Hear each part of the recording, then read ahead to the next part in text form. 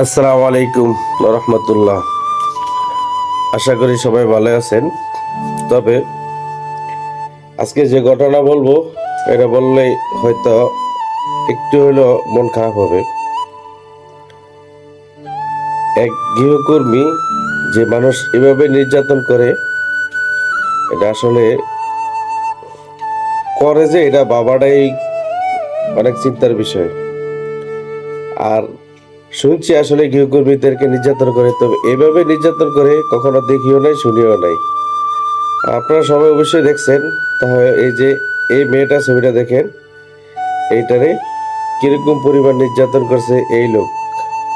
দেখেন, চিন্তা করা যায় কি পরিমাণ তাকে আঘাত করছে, কি পরিমাণ তাকে নির্যাতন করছে। আর কিছু বলার ভাষা নাই। ধন্যবাদ, সবাই ভালো থাকবেন। আর এই লোকের ব্যাপারে কিছু কমেন্ট করে যাবেন।